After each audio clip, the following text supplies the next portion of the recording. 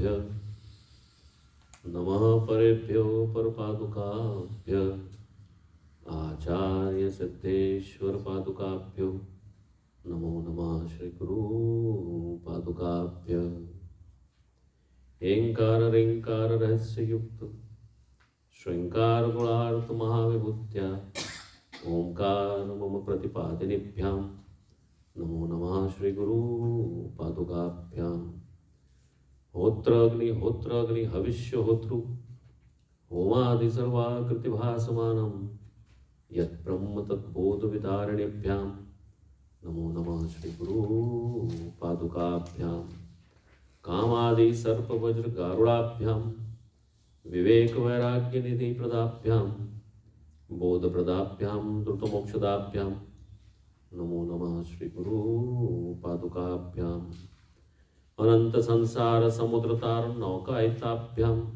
स्थिर भक्तिदाभ्यां जाड्याब्धि संशोषण वाड़वाभ्यां नमो नमः श्री गुरु पादुकाभ्यां ओम गुरुवे नमः। ज्ञानानंदमयं देयं निर्मलस्फटिकाकृतिम् आधारं सर्वविद्यानां हयग्रीवम् उपास्महे। ओम हयग्रीवाय नमः। अप्रमेय त्रियातीत निर्मल ज्ञानमूर्तये मनोगिराम विदुराय श्रीं दक्षिणामूर्तये नमः। ओम श्रीं दक्षिणामूर्तये नमः। ज्ञान का आनंद पाने की जिज्ञासा से उपस्थित हुए आप सभी श्रोताओं का शिवानंद आश्रम में हार्दिक अभिनंदन है। आज की सभा के हैंडबिल्स आपको दिए गए हैं। इसमें आपके द्वारा ही एक प्रश्न उपस्थित किया गया है, the paradox of material happiness. Why materially or oriented lives often appears happy and the deeper spiritual reality behind it. Material यानी भौतिक सुख क्यों आकर्षण देता है और इसमें लिप्त व्यक्ति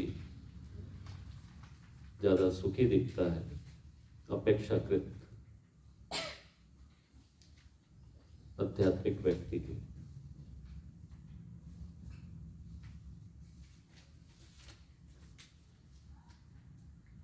अध्यात्म को पुनः एक बार विचार करें। अध्य आत्म, आत्मा के स्तर की बात भारत की परंपरा रही है।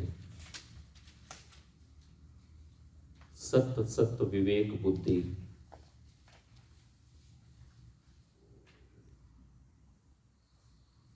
किसी भी चीज को अंगीकार उन्होंने तब किया है जब चहु ओर से वो संतुष्ट हुए कि इस मार्ग पे चलने पे हमें ही नहीं अपितु आने वाला कोई भी मनुष्य हो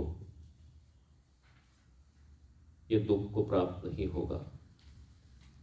धैर्यपूर्वक विवेकपूर्वक पुनः पुनः सत्य के पराकाष्ठा में एग्जामिन करके तथ्य के साथ अपने शास्त्रों का गठन हुआ।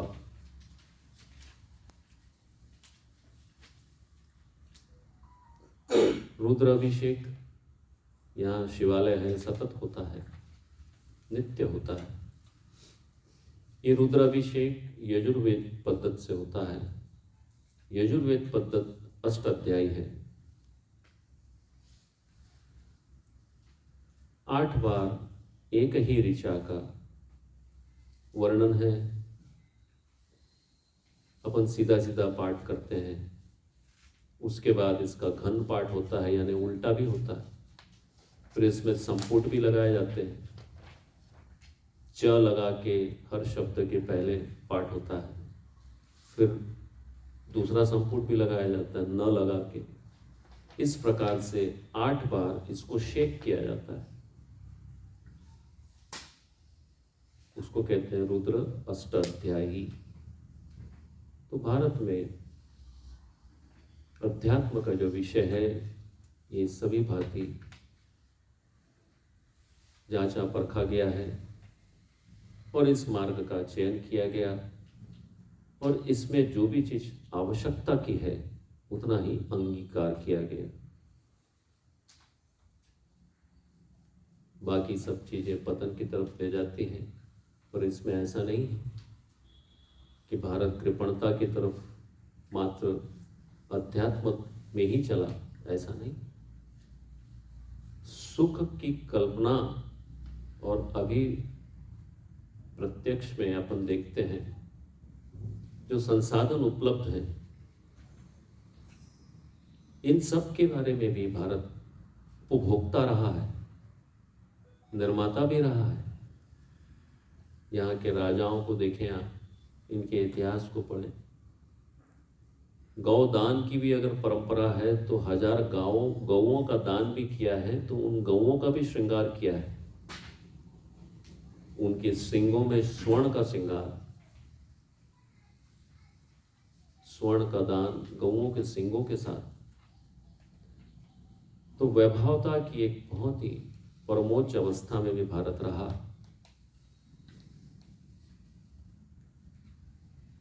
पर अध्यात्म दृष्टि को उसने कभी भी नहीं छोड़ा।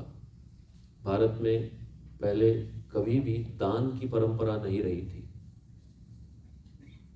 दान जो शास्त्र में लिखे हैं वो तो है ही, पर मंदिरों में जाते हैं तो दान की कोई परंपरा नहीं थी। दान पेटी का कॉन्सेप्ट ही अभी आया है। पहले राजा ही भरण पोषण करते थे। मंदिर में जो कर्मकांड करने वाले पुरोहित हैं, उनके पूरे कुटुंब का राजा भरण पोषण करते थे।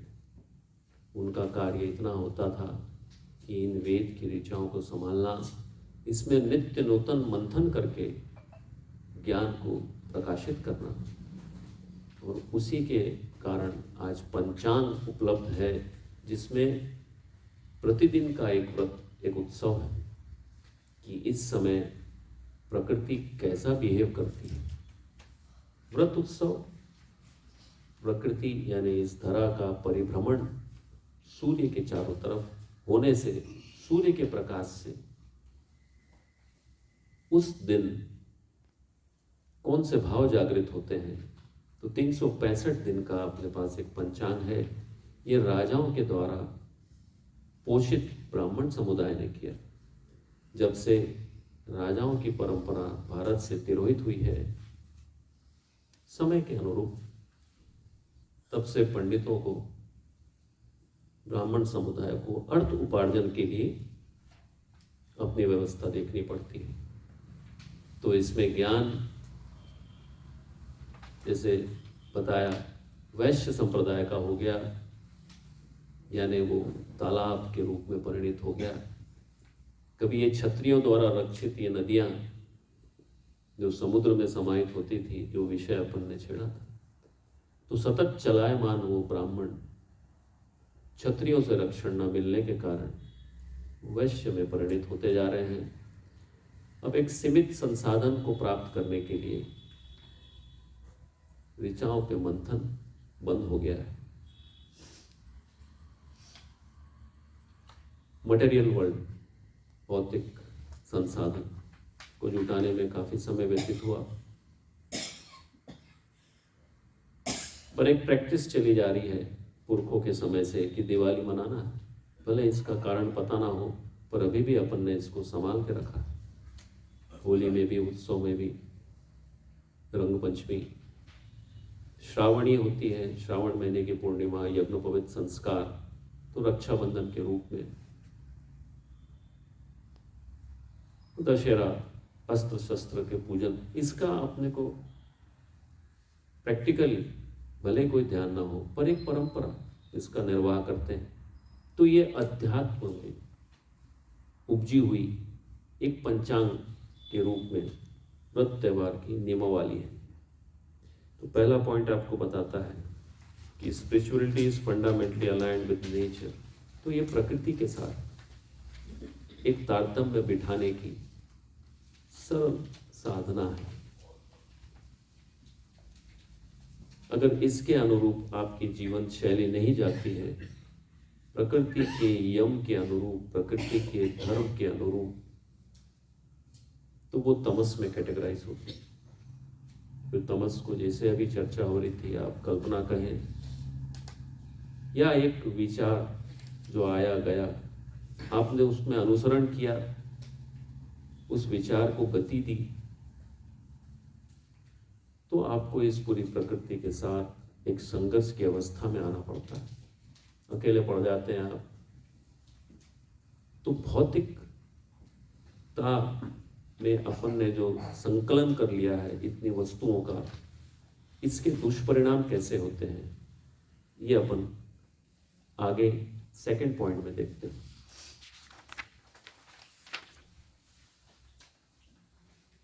भौतिकता का विचार आते ही सर्वप्रथम व्यक्ति अपने एक आवास की कल्पना करता है, एक मकान,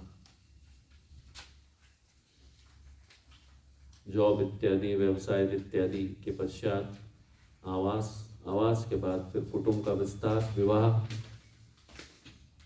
और विवाह के बाद वंशवृद्धि, और इस कुटुंब को चलाने के लिए कुछ संसाधन। अपन आज के युग की बात करते हैं तो संसाधन में गैस सिलेंडर भी है,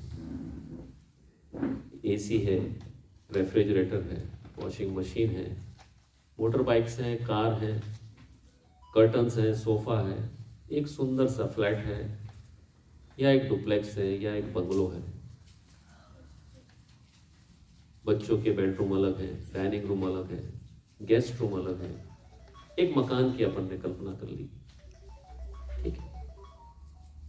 अब पृथ्वी पे कोई भी एक्टिविटी अपनी होती है तो उसका मूल सोर्स क्या है ऑफ पावर? सूर्य। सूर्य की उपस्थिति में आप देखते हैं आसानी से सब कुछ हो जाता है। आर्टिक और एंटार्क्टिक सर्कल में ये संभव नहीं, क्योंकि वहां 6 महीना तो सूर्य का प्रकाश नहीं आता, बर्फ से आच्छादित। अब शरीर में आपके पास एक आत्मा है, तो आप इसको जो भी दिशा दे दें, दैट इज पॉसिबल। तो आपने इस आत्मा के प्रकाश से एक मकान का निर्माण करने का विचार किया। तो मकान के निर्माण में जो बेसिक चीजें हैं, ये आपने सभी ने किया है। तो बेसिक चीजों में आप देखते हैं कि आपको पृथ्वी का खनन करना पड़ता है, और पृथ्वी का जब खनन करते हैं तो इसमें से धातु भी निकलते हैं। सोना है, चांदी है, लोहा है, ये सब धातु निकलते हैं, और उसके ऊपर आप एक कंस्ट्रक्शन निर्माण करते हैं। और जैसे ही आप ये कंस्ट्रक्शन करते हैं तो आप शंकर का श्राप लगता है आपको। थोड़ा ध्यान से सुनिएगा। जिसने भी मकान बनाया है, ये कितना बड़ा लेवल पे हम कह रहे हैं, ये अहमदाबाद की बात नहीं है, इस हॉल की बात नहीं, ये पूरे विश्व लेवल में सबने मकान बनाया। पर शिव पुराण कहता है कि ये शंकर के श्राप में आता है। कैसे? शिव पुराण में एक कथा आती है कि मयासुर नाम का एक असुर था, जिसने त्रिपुर निर्माण किया था। सोने, चांदी और लोहे का महल बनाया था, जिसको शंकर ने एक बाण से ही ध्वस्त कर दिया था, और उस मयासुर को तलातल में भेज दिया था। 7 स्वर्ग की बात की है तो 7 नरक की भी बात की है। तलातल चौथा नरक का नाम है।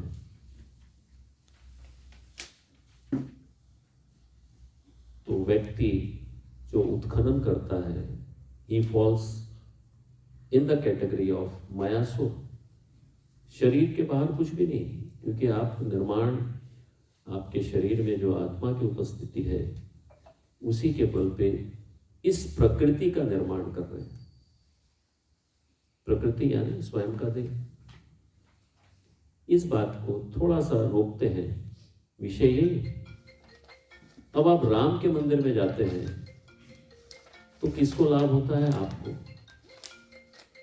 उसके अकॉर्डिंग आपका शरीर निर्माण हो रहा है, आप कहीं कुछ नहीं बना रहे। आप देवी के मंदिर जाते हैं तो उसके अकॉर्डिंग आप अपने शरीर को बना रहे हैं। आप भोजन करते हैं, अकॉर्डिंग आप अपने शरीर को बना रहे हैं, किसी को लाभ नहीं दे रहे। आप शंकर के मंदिर जाएंगे, शिवालय जाएंगे, अकॉर्डिंग आपका शरीर बनेगा। नाउ शास्त्र से कि मकान आपने बनाया है, त्रिपुर का आपने निर्माण किया है, कैसे? पृथ्वी को खोद के अकॉर्डिंग आपका शरीर बनेगा। एंड दैट शरीर इज कैटेगराइज अंडर मायासुर। इसमें एक बात और जोड़ दूं, अब किसी के 2 बच्चे हो गए तो वो राम में तो कैटेगराइज नहीं है। बोले 2 लड़के हैं हमारे, अब देवी भी हमारा कहना मानती है इत्यादि, 2-4 मित्र हैं जो हमारे सहयोग करते हैं, तो ही डोंट फॉल अंडर राम।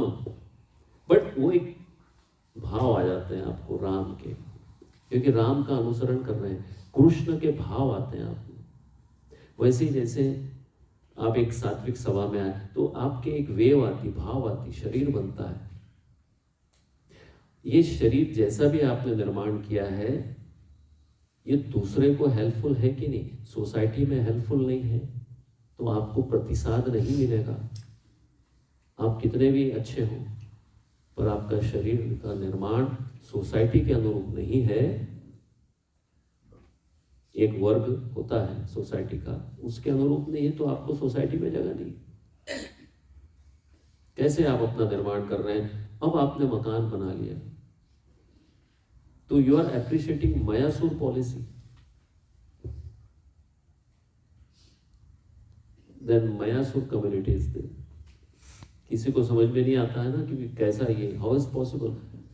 इसका बहुत सिंपल सिम्टम बताया है शरीर में। पुरुष जिन्होंने भी मकान बनाया, अपने शरीर में सिम्टम चेक कर लें।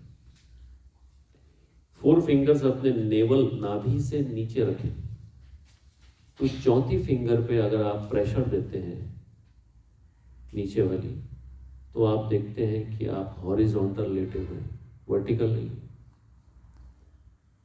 तो ये पूरे चेहरे पे खिंचाव आ जाता है, टेल्ट हो जाते हैं आप। That's the fact of the society. लेकिन सोसाइटी में सबने मकान नहीं बनाया है। 4, 5, 6, 10 लोगों का जो कुटुंब है, इसमें किसी एक ने मकान बनाया है, बाकी रहते हैं।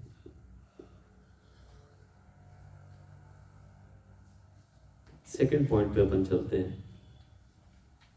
ये शॉकिंग है, इससे उबारेंगे हम आपको, please don't worry, but this is fact. अब मयासुर का क्लेन बताया है शास्त्र में। मयासुर की पत्नी का नाम है हेमा, उसको ओला देवी भी कहा है। She is found of gold, उसको स्वर्ण अच्छा लगता है। इसका अर्थ है कि मयासुर से हमेशा वो रजोगुण की ही डिमांड करती है, उसकी कोई डिमांड नहीं है। यहाँ रजोगुण को स्वर्ण कहा गया है। मयासुर कौन? जिसने मकान बनाया है। अब मयासुर के बच्चे भी बताएं, इनके 3 पुत्र हैं। एक दुंदुभी है, दुंदुभी व्याभिचारी है। भागवत में इसका तो पूरी भागवत कथा ही उस पर आधारित है। दुंदुभी की कथा के बाद ही भागवत कथा शुरू होती है। दूसरा पुत्र है उसका व्योमासुर, जो मीन में मेख निकालता है, यानी ज्ञान में भी दोष निकाल देता है। ऐसे ऐसे तथ्य हाईकोर्ट के एडवोकेट जी नहीं है आज हमारे पास, Ojha ji. So this is what explanations वो देते हैं। वो व्योमासुर, मीन में मेख निकालने वाला। और तीसरे पुत्र का नाम है मायावी, जैसे दशानन का पुत्र था इंद्रजीत, मायावी। ये मीन में मेघ के बाद का लड़का है मायावी, इंद्रजीत। ये कहता कुछ है, करता कुछ। दो पुत्री भी बताई है उसकी, एक है मंदोदरी जिसका पति दशानन, 10 इंद्रियों से आनंद लेने वाला, और दूसरी पुत्री बताई है बला, ये शूर्पणखा जैसी। तो ये मयासुर का क्लेन है। इसके बाद उसके भाई भी बताए, श्रृंग केतु, जो सिर में कष्ट देते रहेंगे, ऑलवेज पिंचिंग। श्रृंग केतु, केतु यानी बहुत सूक्ष्म, श्रृंग यानी सिर। दूसरा भाई उसका बताया है कुंभ केतु, पेट में हमेशा प्रॉब्लम खड़ी करेंगे, कब्जियत, कॉन्स्टिपेशन, खट्टी डकार। कुंभ केतु। इनके पिता का नाम बताया काश्यप, और ऋषि काश्यप का उदाहरण देखें आप, ये दिस इज फॉर उदाहरण रूप बताया है शास्त्र में। दीति और अदिति इनकी दो पत्नियां, जैसे एक से असुर जन्मे हैं, एक से सूर जन्म, देव जन्मे। और इसकी मां जो है, इनका नाम है धानु। मयासुर की मां, मीठा पानी का झरना, धानु। इनके रक्षण से फिर घर चलता है। अब ये जो बातें हैं ये कैसे इंप्लीमेंट होती है, इसको अपन समझते हैं। अपना प्रश्न है पैराडॉक्स ऑफ हैप्पीनेस। ये मटेरियल वर्ल्ड जो अपन ने असेंबल किया है, सर्वप्रथम मकान में देखा अपन ने, अपन कहाँ कैटेगराइज होते हैं, क्योंकि अपना अलाइनमेंट प्लैनेट अर्थ के लॉ के हिसाब से होना चाहिए। और प्लैनेट अर्थ का लॉ कहता है कि ये प्रकृति वसुंधरा में कैटेगराइज्ड है, एक स्त्री के रूप में कैटेगराइज्ड है। अगर इसका उत्खनन आप करेंगे तो आपको अपने शरीर से इसकी पूर्ति करनी पड़ेगी। इस सिंपल टर्म में शास्त्र बताता है, इसके एक्सप्लेनेशन में भी वैभवता है, क्योंकि भारतीय संप्रदाय ऋषियों का ये परमोच्च शिखर में अध्यात्म को जनाता है। सरलता से इसको समझेंगे कि ये होता कैसे है। अब यहां पे कोई है क्या जिन्होंने कंट्रीब्यूट किया है इस बिल्डिंग के कंस्ट्रक्शन में? आप में से कोई? यो सर, और कोई है ट्रस्टी में? अब देखिए, इनका कंट्रीब्यूशन इस बिल्डिंग में जैसा भी हो, तो इनकी उपस्थिति कहां कहां पे है इस हॉल में हम आपको बता सकते हैं। अगर इस हॉल की दीवार को आप रब करेंगे, ये प्रयोग आप घर में भी कर लीजिएगा, तो इनके पीठ में खुजली होगी, क्योंकि पीठ से इनका सूर्य बल दीवार में गया है। अगर इसकी सीलिंग में अगर आप हाथ लगाएंगे तो इनके सिर पे खुजली होगी। अगर इसके फ्लोर में आप रब करेंगे तो इनके तालू में खुजली होगी। ये प्रयोग आप अपने घर में भी करें प्लीज। उनको फीलिंग्स आएगी, अपने आप आएगी। आप जरा हाथ रब कर सकते हैं यहां पे।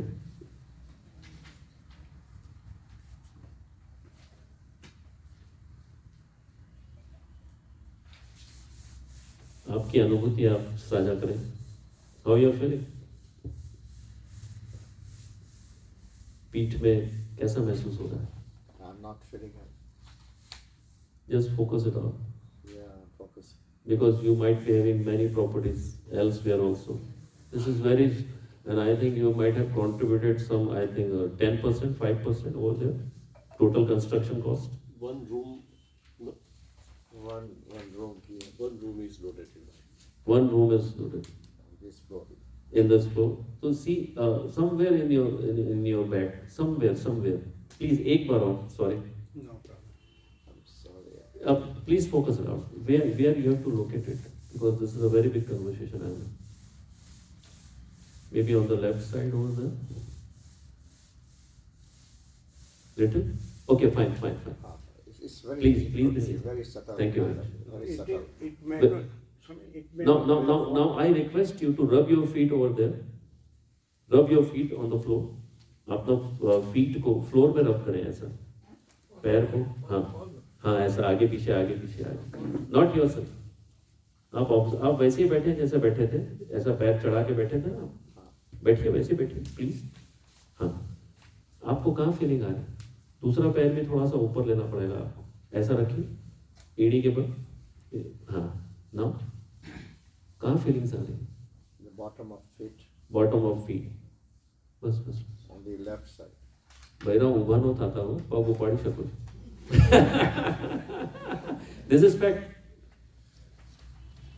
This is a fact of entire persons जिन्होंने मकान बनाया है. आप अपने घर में जाके सीलिंग में झाड़ू लगा के देखिएगा, आपको फील होगा. Sorry, may I interrupt? ये प्लीज. But I think ये होगा कब? When you are attached to that. या दैट इज वेरी नाइस. क्योंकि अगर अटैच नहीं है, दे दिया, डोनेशन हो गया, चलो रूम अपना है, खुद का है नहीं, आश्रम को दे दिया, it is not attached. So this is one of the best question. और हमने एक इस सभा की जो शुरुआत करनी थी बताने के लिए, तो बेस्ट क्वेश्चन में I will gift this books. Right, आपके जो भी अच्छे क्वेश्चन होंगे, ये हमारी लिखी किताब है, तो मिकी जी को ऑलरेडी गिफ्ट कर दिया हमने. So still it's pending. ये बहुत अच्छा क्वेश्चन है कि आपने डोनेट कर दिया, then how it is working. We will come to that also. Thank you very much. Thank you. Contrary, somebody else is doing somewhere in the house actually, and the kujari aati hai, that means actually that is the effect of. This is another good query. ये पूछ रहे हैं कि घर में किसी ने कुछ कर दिया तो हमें पीठ में खुजली आती है. अब आप यहाँ बैठे हैं और आपके यहाँ कोई कारपेंटर आ गया और उसने एक नेल ठोक दिया, तो आप हुक हो जाते हैं. You will stood up and you will start walking. Swami ji कह रहे हैं क्या हो गया आपको, आप बैठे, अरे पर कहीं तो क्यों. This is what the story is all about. We will come to that. Okay fine. तो मकान बनाने में ये स्पष्ट कह रहे हैं कि आपका सूर्य बल, चंद्र बल और लोह बल जाता है. सूर्य बल इज कारक ऑफ बोन्स, हड्डियां, जिसको सुवर्ण बल कहा गया है. चंद्र बल इज कारक of your whole thought process, mind. और चंद्र बल के बाद शनि बल जो है कारक का है आपके बिलो द बेल्ट रीजन का, ब्रह्म ग्रंथि. ये 3 ग्रंथियां आप स्मरण रखें, ब्रह्म ग्रंथि, विष्णु ग्रंथि और रुद्र ग्रंथि. रुद्र ग्रंथि इज कारक ऑफ होल थॉट प्रोसेस. पूरे मन का कारक रुद्र ग्रंथि है. इसलिए मन का प्रतीक चंद्रमा को शंकर स्वयं धारण करते. मन को निर्मल स्वच्छ रखने के लिए गंगा उनकी जटा से बताया. विष्णु ग्रंथि बैलेंसिंग एक्ट, सूर्य बल बैलेंस करना. Whole body is standing on a skeleton. हड्डियों में बॉडी खड़ी. और बिलो द बेल्ट रीजन ब्रह्म ग्रंथि, ये उत्पत्ति का कारक. उत्पत्ति के लिए शनि अनिवार्य है. शनि यानी कल अपन ने जाना इच्छाएं होती है, 100 प्रकार की इच्छाएं. वंश वृद्धि उसमें एक इच्छा है, 99 और भी है, 99 सब पावरफुल. उपनिषद कहता है पुत्र एषणा, एषणा यानी इच्छा, वित्त एषणा, लोक एषणा, एषणा 100 इच्छाएं. और इन 100 इच्छाओं का जो अधिपति है वो है इंद्र. देने वाली इच्छाएं होती, देव उनका अधिपति, देवों के अधिपति राजा इंद्र. राइट. तो ये मकान बनाने से तीनों बल का लॉस होता है, सूर्य बल, चंद्र बल और लोह बल. यानी रुद्र ग्रंथि में इंपैक्ट है, विष्णु ग्रंथि में इंपैक्ट है और ब्रह्म ग्रंथि में इंपैक्ट है. Now coming two point 5. आज जरा जल्दी कंक्लूड भी करना है हमें, बट सब्जेक्ट ऐसा है कि थोड़ा लेट भी होगा चलेगा. अब कोई भी चीज अगर आप अर्थ को डील करते हैं तो you have to establish yourself.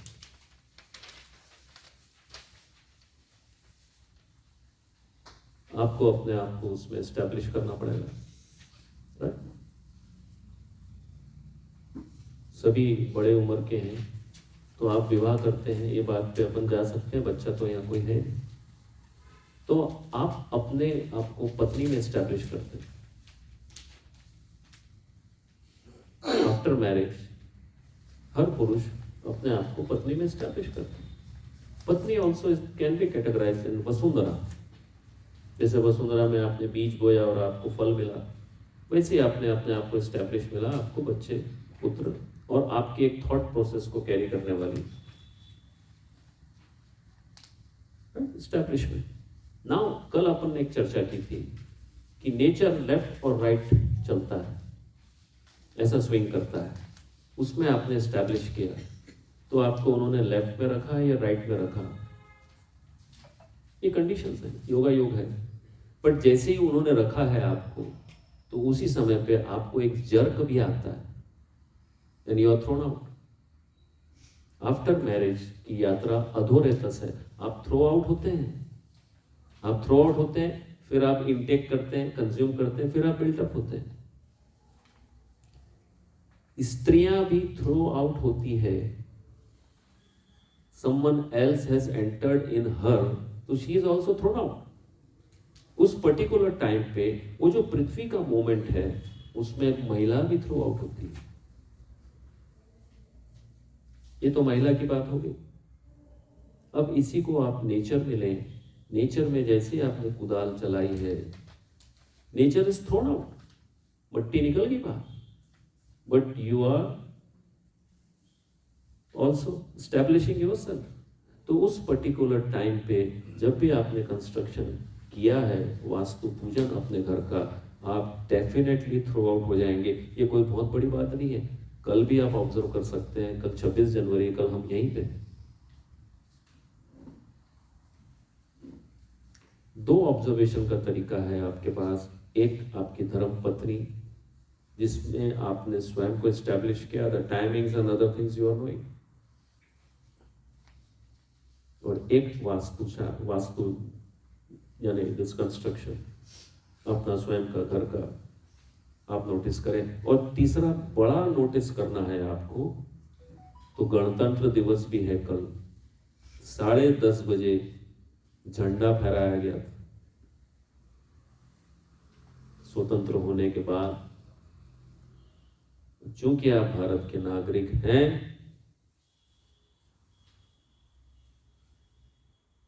आप फिर थ्रो आउट हो जाते हैं 10:30 बजे। It's a big statement. A sannyasi is giving from Vyaspeeth, and that has been recorded also. आप किसी और देश की नागरिकता लेते हैं, जैसे ग्रीन कार्ड यूएसए का, तो वहां का गणतंत्र दिवस झंडा फहराया गया जिस दिन वो आजाद हुआ या एस्टैब्लिश हुआ, तो उसके कंस्ट्रक्शन में भी आप अपनी आहुति देते हैं। ये मेरा देश है। निकी जी का क्वेश्चन अभी एज इट इज है, अगर हमने दे दिया फिर now what? We are coming closer to other points, right? 3 important things. The person becomes Mayasur, और मयासुर का फिर क्लेन है, तो मयासुर के बच्चे वैसा बिहेव करते हैं, बच्चियां वैसा बिहेव करती है। भाई कुंभ केतु, श्रृंग केतु, उनकी माता ऐसा बिहेव करेगी, पिता ऐसा, उनकी पत्नी हमेशा रजोगुण मांगेगी उनसे, और रजोगुण का अर्थ है सूर्य बल। जैसे बोला ना, ससुर ने विश्वकर्मा ने सूर्य का बल काट छाट दिया, वैसे ही पुरुष का बल स्त्री काट छाट देती है विवाह के बाद। कोई व्यक्ति बहुत गुस्सा करता है तो आते हैं हमारे पास, तो हमें पूछते हैं स्वामी जी क्या करना है इसका? भैया विवाह योग है, शादी कर दो, गुस्सा ठंडा हो जाएगा। जो पत्नी, और पत्नी कौन है? तो वो पुत्री है किसी की। तो कहते हैं कि भाई ये निर्मिति उस विश्वकर्मा की है, वो स्त्री, वो कन्या, स्त्री तो बाद में हुई, कल बल काट छाट देगी।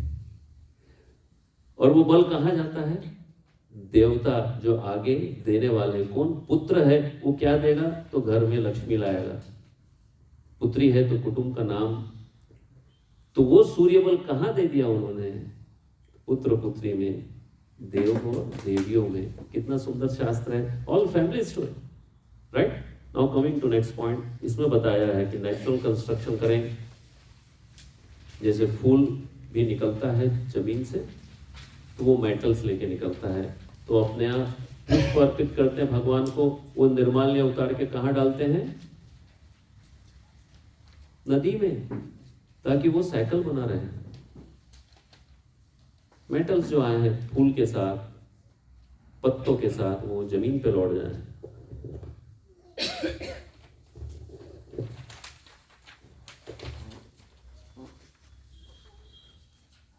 सेवन पॉइंट वही बताया, establishment in the better half. अब ये ऑफ स्प्रिंग्स जो बताया हमने, आपने स्प्रिंग्स जो बताया, अपने बच्चे बताए हैं, तो ये कैसे कैसे आपको ट्रबल देते हैं। बच्चा अगर स्पोर्ट्स एक्टिविटी में है, जैसे स्मृति मंदाना के पिता के बारे में बहुत अभी चला है,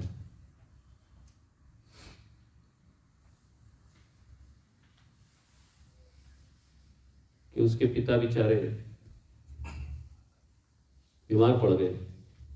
एक रूटीन था उनका, शादी की एक्टिविटी में आ गया था, शी वाज प्लेइंग स्पोर्ट्स,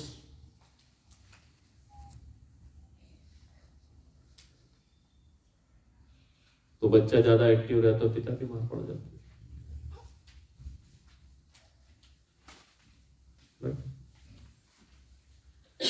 तो ब्रह्मग्रंथि, रुद्रग्रंथि, विष्णुग्रंथि बच्चों की भी इम्पैक्ट में आती है। तो आप अपने कुटुंब के सूर्य होते हैं, और इस प्रकार से आपका तेज विभाजित होता है बच्चों में, पत्नी में, कंस्ट्रक्शन में, और भी चीजें आप जैसा लेते हैं, स्कूटर लेते हैं, मोबाइल लेते हैं, इन सब में आप स्टैब्लिश हो जाते हैं।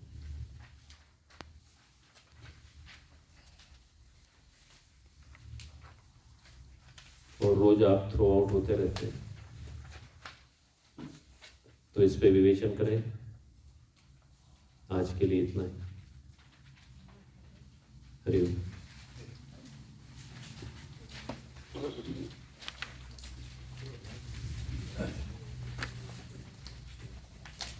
સાંજે કીધું એમ જેને પણ કંઈ પ્રશ્નો પૂછવા હોય તો હવે ક્વેશ્ચન આન્સર સેશન રાખીએ છીએ.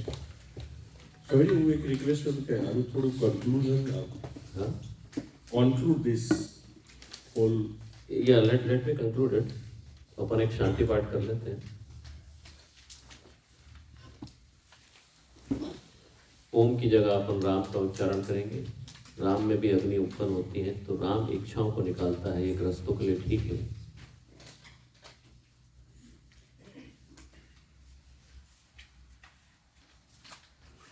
तो राम का भी वैसे जोर से उच्चारण करेंगे, राम से इच्छाएं नहीं आती, राइट।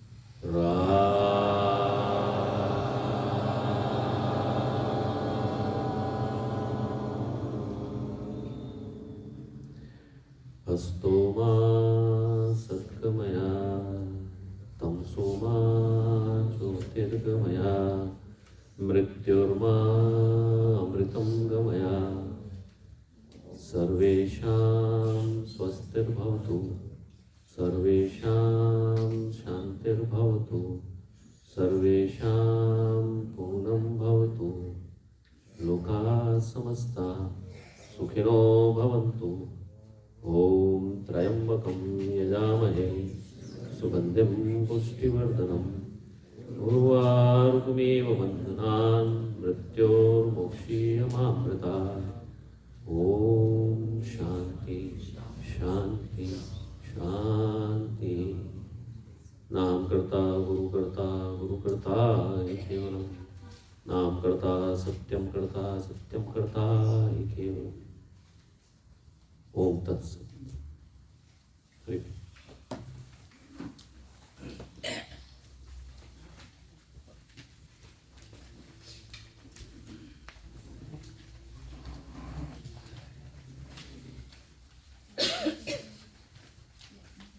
સ્વામીજી. હરિઓમ.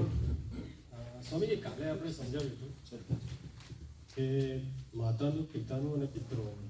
અવાજ તમારી જરા ગંભીર આવે છે. માતા, પિતા અને પિતૃ હા એ બધાની ઇમ્પ્રેશન આપણામાં મિક્સ થયેલી હોય છે. હા હા, સંસ્કારની વાત થઈ. જી. તો એ સંસ્કારને રિમૂવ કરવાની પણ તમે કાલે હા, એ પંડિત પુરોહિત બતાડે છે. તો એકચ્યુઅલી ઘણી વખત એવું પણ કહેવાય છે કે આપણી પર પિતૃદોષ બી હોઈ શકે. હા હા, એટલે આ બંને વસ્તુ એક જ છે. એક વસ્તુ એ જાણી હતી. અને બીજું કે આજે કીધું કે ઇમ્પ્રેશન્સ જે છે એને રિમૂવ કરવી જરૂરી છે, તો એ કન્ફર્મ કઈ રીતે થઈ શકે? હા, બહુ સારો પ્રશ્ન છે.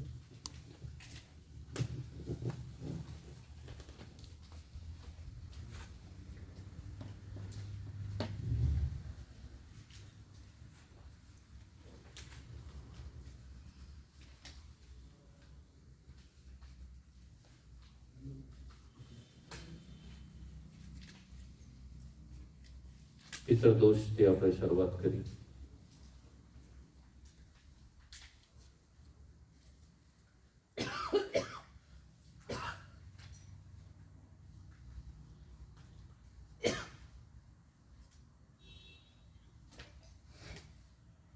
જ્યારે આપણે જન્મીએ છીએ ને, એ કેચ્યુલી લઈને એ ક્લીન ન થાય તો એમાં એક પાર્ટિકલ રહી જાય છે, સ્પર્મ પાર્ટિકલ. એક જ પાર્ટિકલથી આપણે જન્મીએ છીએ માતાના ગર્ભમાં. સ્પર્મ પાર્ટિકલ, એ કેચ્યુલી, એ ડિમ્બ, એ ઓવમ, એ એઝ ઇટ ઇઝ બહાર આવે છે, પણ એ સ્પર્મ પાર્ટિકલ બૈરાઉ છેડતી નથી. જ્યારે આપણે ક્લીન કરીએ ને આપણી ત્વચાને, ત્યારે એમને એ છેડતા નથી એને.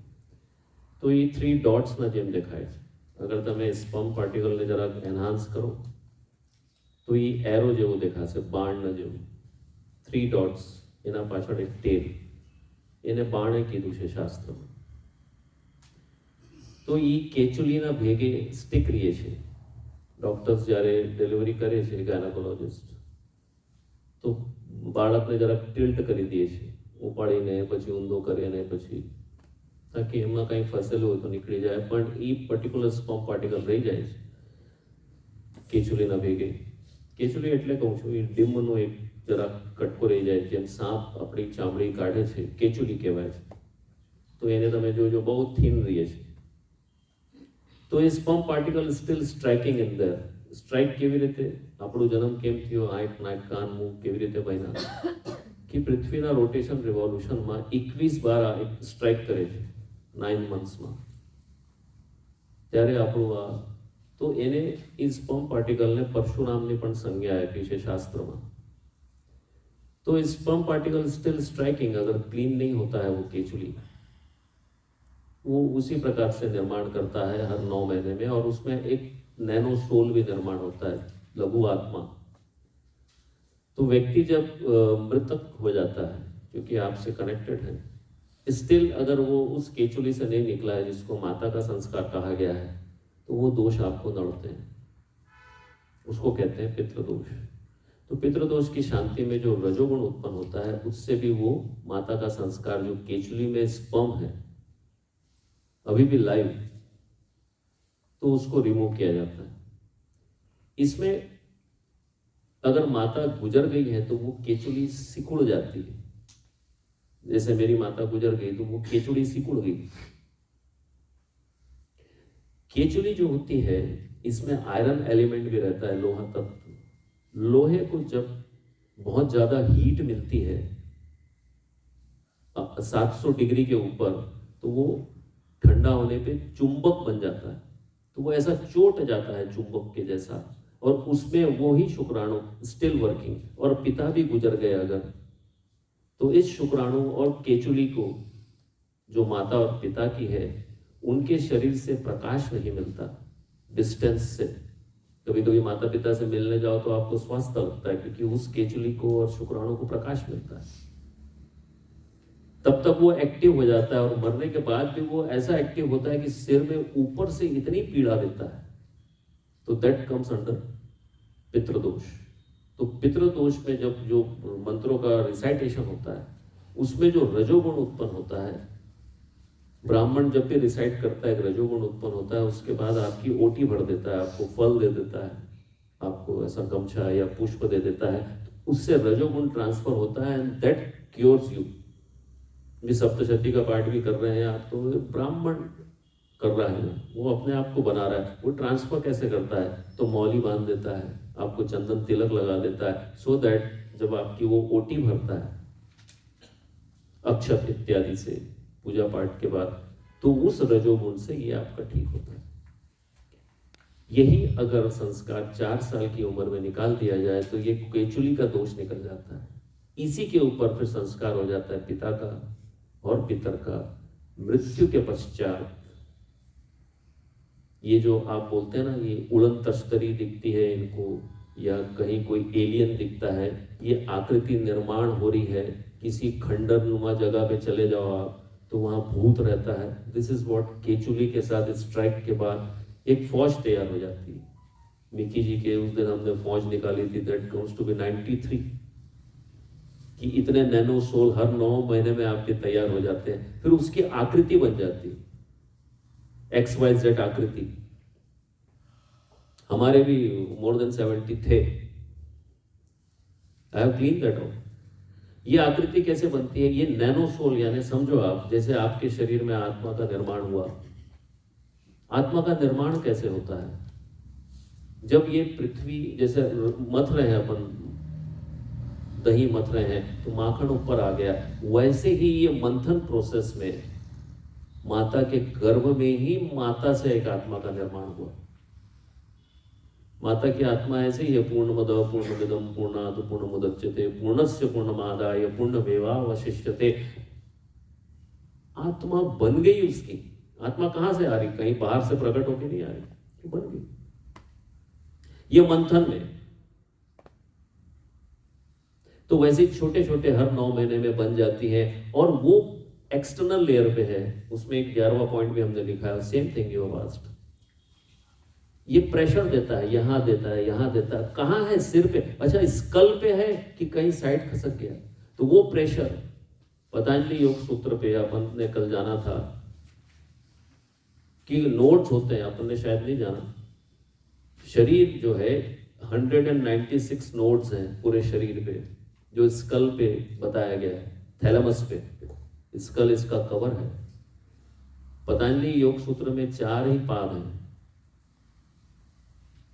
समाधि पाद, साधन पाद, विभूति पाद, कैवल्य पाद। हर एक में 50-50 नोट्स हैं।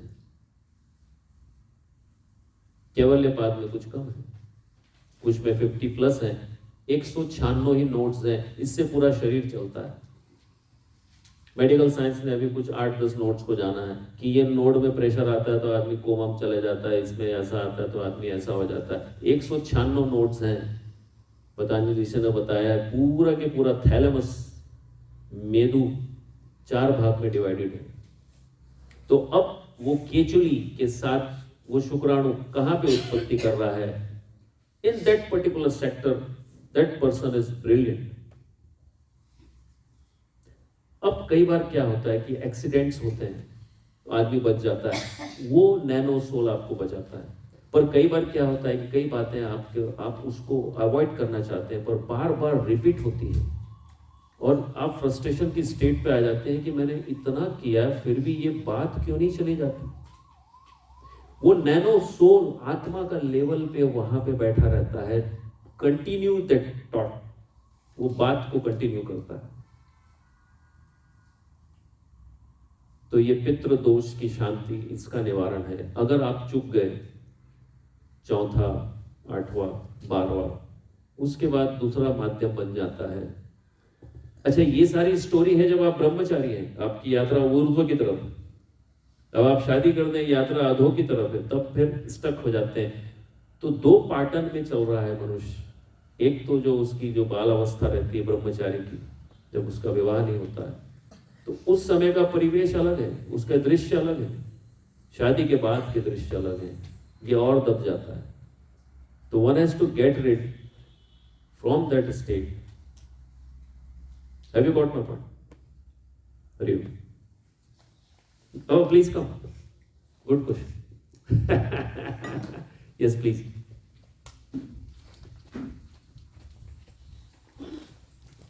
Thank you, sir. Prasad ji, please. हाँ, हाँ. You deserve it. Me? Yes, please. Oh, thank you very much. I am very much impressed with you. Are you? Take care of yourself and hope this book is going to guide you. Okay. Many other books, हमारी कुछ books और भी हैं, आप लोग ले लें. You have 3 books, I think. I read that you have published 3 books recently. Five has been published on their internet. And 6th is going to be very soon. उसकी free copies यहाँ आने वाली हैं, आप collect कर लेना. जी. 10 है. Okay, thank Mickey जी के पास आई. Thank you. यहाँ का एड्रेस दिया है. And मिसेस मिकी कापड़िया जी बैठे हैं, उनको एक बुक हमने प्रेजेंट की थी. Understanding her, why she is worshipped, why she is tortured. Union the bliss. ये महिलाएं पढ़ें. और आजकल तो सुविधा है, फोटो खींचो, गूगल में डालो, हिंदी में बता देता है, गुजराती में बता देता है. तो उसको पढ़ें, इंग्लिश में है. Hope you will all going to check yourself in your house. ठीक है, कल हम हैं, कुछ पर्सनल क्वेश्चंस हैं तो मिकी जी से मिले, हम आ जाएंगे, उपस्थिति दे देंगे. आज हम आपको तकलीफ नहीं देना चाहते. प्लीज. હરિઓમ સ્વામીજી. હરિઓમ. આપણા શરીરની અંદર સૂર્ય નાડી, ચંદ્ર નાડી, સુષુમ્ના નાડી હોય हाँ, છે. કાલે આપણો વિષય હતો. हाँ, અને એ આપણી હા, જે પગલા. આપણે ઉઠીએ છીએ हाँ. ત્યારે એ નાડી પ્રમાણે ચાલવાથી આપણી ઉર્જા વધે છે, આપણા કામ બધા પોઝિટિવ થઈ શકે છે, એવી રીતે હોય છે. બહુ સારો પ્રશ્ન છે. આ ભાઈ વાત કરે છે કે સૂર્ય નાડી અને પછી લેફ્ટ, આપણે બધા યોગાસનથી જોડેલા છે, तो इसमें ये बराबर कह रहे हैं. पर अपन ने कल एक बात देखी थी ना कि अपन ने 60 साल की उम्र तक जो काम किया है शुरुआत में, बाकी के 60 साल में, तो धर्म की स्थापना अपन ने वहाँ की. तो वैसे दिन में जो भी आप कार्य करते हैं उसका इम्पैक्ट रात को होता है. इधर transformation book is on that only. अब ये इसमें जो भी आप कार्य कर रहे हैं उसका इम्पैक्ट लेफ्ट में भी होता है. तो नेचुरली सुबह आपकी कोई भी अवस्था रहेगी, if you are matching it with the rhythm, जैसे आप सूर्योदय के साथ आप उठ रहे हैं और आपकी सूर्य नाड़ी चल रही है, तो that will be more of difficulty. आपको नेचर के हिसाब से चलना पड़ेगा. अगर नहीं चलते हैं तो फिर वो आधे घंटे बाद ये बदलता है, स्वर बदलता है, बीच की सुषुम्ना चलती है, वो ट्रांजिट पीरियड में आपको तकलीफ होने लगती है. तो जब आपकी लेफ्ट नाड़ी चलती है, वो वही बताएगी जो धर्म आपने राइट से बनाया है. कितना सिंपल है जानना. तो जब भी आपकी तबीयत ऐसी खराब हो जाती है, यू फील अनईजी, तो आप समझ जाइए कि राइट साइड से कुछ तो गड़बड़ हो गई है. तो उस टाइम अपने स्वर को चेक करें, लेफ्ट चल रहा है कि राइट चल रहा है, उसको बदल दें. बदलना आसान है, आपको पता है. अगर राइट स्वर चलाना है आपको तो बाई करवट लेट जाओ, इसको बोलते हैं वाम कुक्षी, दक्षिण कुक्षी. राइट करवट अगर आपको लेफ्ट को चलाना है. आपकी तबीयत खराब लगती है कभी भी, किसी की, तो अपना स्वर चेक कर लें, उसको चेंज कर लें. तो रिदम के हिसाब से वो नेचर, आपके शरीर की जो इनटेक है, वो वे ऑफ वर्किंग है, नेचर अपने आप उसको ले लेता है. तो डोंट मिंगल विद दैट. ये पहले बहुत चला था, हमारे पिताजी भी बोलते थे. So I know that very well. और एक छोटा सा प्रयोग, मिकी जी आपको याद है मुद्रा वाला जो कह रहे थे ओझा जी की, ये अवश्य करना. ये श्वास नली का एक छोटा सा प्रयोग है. ये सब आपकी फिंगर्स है, कभी भी प्रैक्टिस नहीं किया, लेट अस डू इट. आप ये ऐसी ध्यान मुद्रा बनाएं, ऐसा भी रख सकते हैं, ऐसा भी, जैसा कंफर्टेबल हो. हम तो आपको दिखाने के लिए रख रहे हैं. अब श्वास देखिए आपकी कहाँ तक जा रही है. छाती तक जा रही है. ये फिंगर को जरा स्लाइड करें, अंगूठे के बीच में रखें.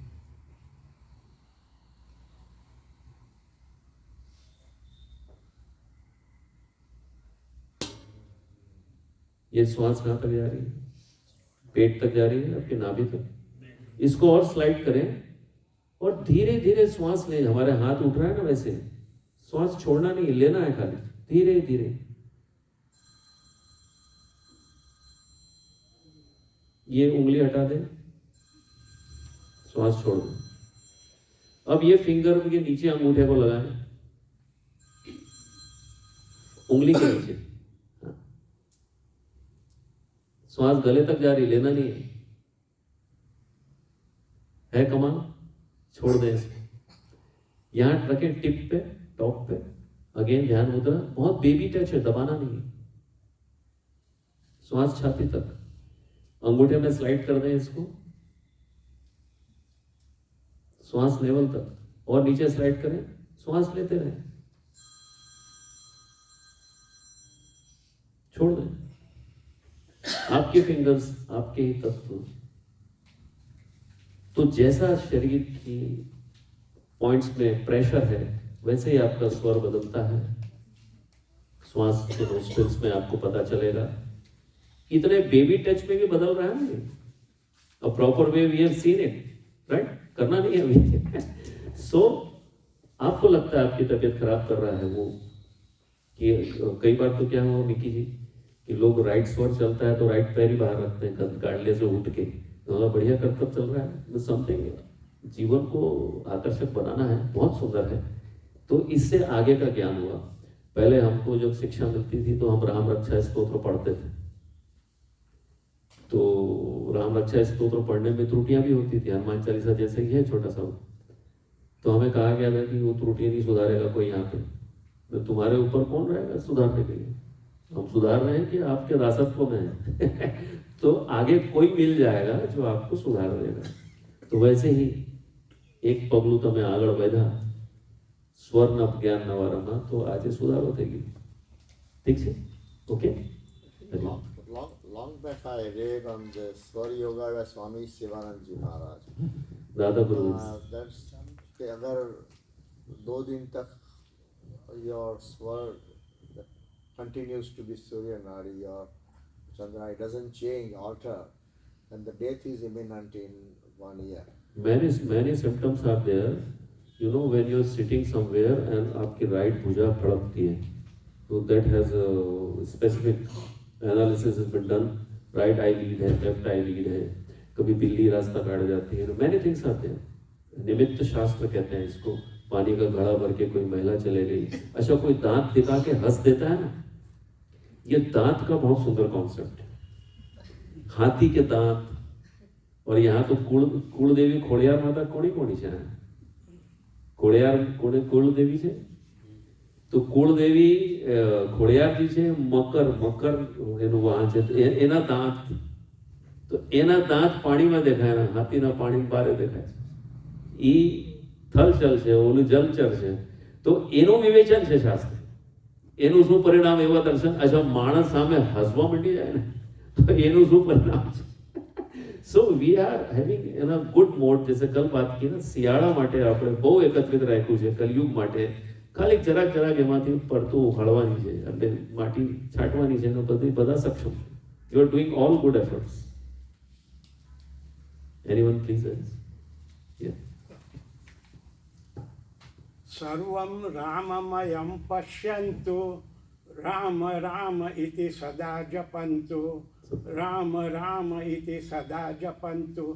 સ્વામીજી, મારો પ્રશ્ન ગઈકાલે જે ધર્મ, મર્મ અને કર્મ, આ ત્રિપુટી થઈ, ધર્મ, મર્મ અને કર્મની અંદર, એટલે અહમ બ્રહ્માસ્મિ કહીએ તો 2 વસ્તુ હવે, બ્રહ્માંડને અથવા તત્વમસી અને એક કર્મકાંડ છે। હવે મહાભારતમાં જો આપણે આવીએ તો કુંતીનું પાત્ર લઈએ, ભીષ્મ પિતામહનું પાત્ર લઈએ, અર્જુનનું પાત્ર લઈએ, અને ત્યાર પછી જેમ યુદ્ધ થયું ગીતામાં, ત્યાં આગળ કુરુક્ષેત્રની, એમાં કૃષ્ણનો જે ભૂમિકા હતી, અને ત્યાર પછી જોવા જઈએ તો ધર્મ અધર્મ એ દુર્યોધન ખાસ કરીને, કે જે ધર્મ જાણતો તો તે છતાં અધર્મ કરતા હતા, અને યુધિષ્ઠિર, આ બધા, દ્રૌપદીને પણ જોઈએ લઈએ તો આને માટે કંઈક જરા મારો હું ગુણામાં વિચાર કરું છું,